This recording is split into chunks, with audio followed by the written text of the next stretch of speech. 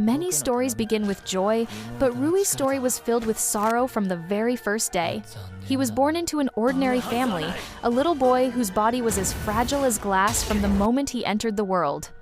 His lungs didn't work properly, his steps were always shaky, and he could never run or play like the other children. His parents, no matter how much they loved him, would stand over his bed every night with worry in their eyes, because every cough of his could have been his last. Rui's childhood was full of medicine, weakness, coughing fits, and pitying looks. Many times, when he looked out the window, he longed for the children who ran freely outside. But what weighed on his heart the most was his parents' gaze, a look full of worry and sometimes quiet despair. One night, fate placed a path before Rui that had no return. The very creator of demons, Muzan Kibutsuji, came to him. When Muzan saw Rui, he laughed at his weakness and illness. But as he looked closer, a new idea formed in his mind. This frail boy could become a useful tool. Muzan approached him and offered, "If you want to survive, if you don't want your breaths to stop at any moment, I can give you a power that no one else can compare to."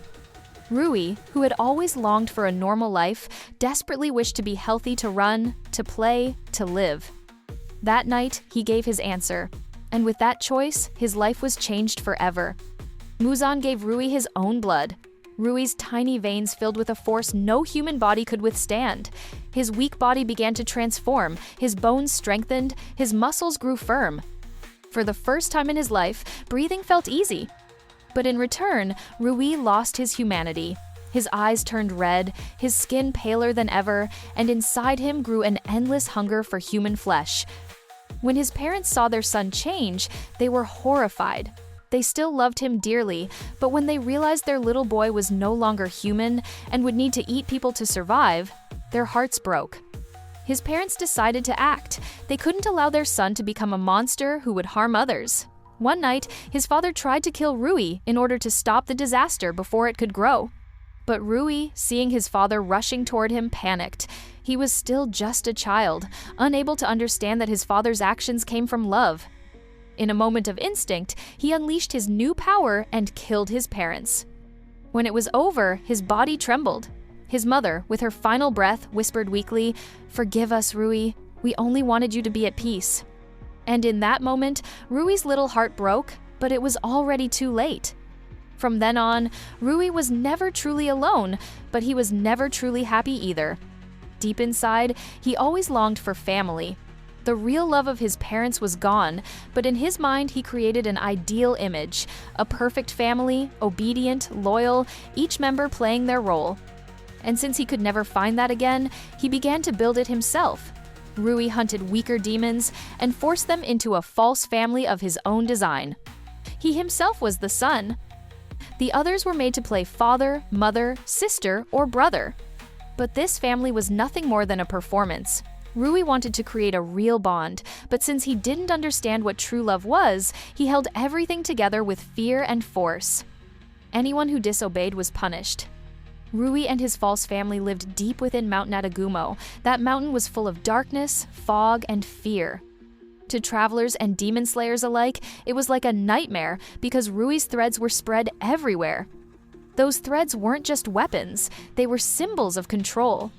Rui used them to dominate the other demons and force them to play their family roles correctly. Yet deep inside, something was always missing. No matter how hard he tried, he couldn't find true love again. What he had shared with his parents could never be recreated. Rui's story reached its peak when Tanjiro Kamado and his sister Nezuko set foot on Mount Natagumo. Tanjiro, as always, fought with a heart full of kindness. When Rui saw how strong and genuine the bond between Tanjiro and Nezuko was, his own heart began to tremble. For the first time in so long, he felt like what he had been searching for all along was right in front of him. A true family bond. Rui became obsessed. He told Tanjiro, "Give Nezuko to me. From now on, she's my sister. You have no right to claim her anymore." But Tanjiro, who knew what real love meant, answered with anger. "You'll never understand what a bond is. My sister isn't something I can hand over to anyone." The battle began. Rui's power was terrifying. His threads cut through everything like blades of death. Tanjiro fought with all his strength, but again and again, he was beaten down. There came a moment when Tanjiro and Nezuko stood on the edge of death. At that desperate time, Tanjiro remembered his father's teachings and unleashed a technique he had only ever seen in memories, the dance of the fire god, Hinokami Kagura. With this technique, Tanjiro struck directly at Rui's neck.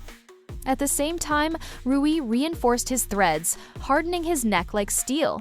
In the end, Tanjiro's strike wasn't enough.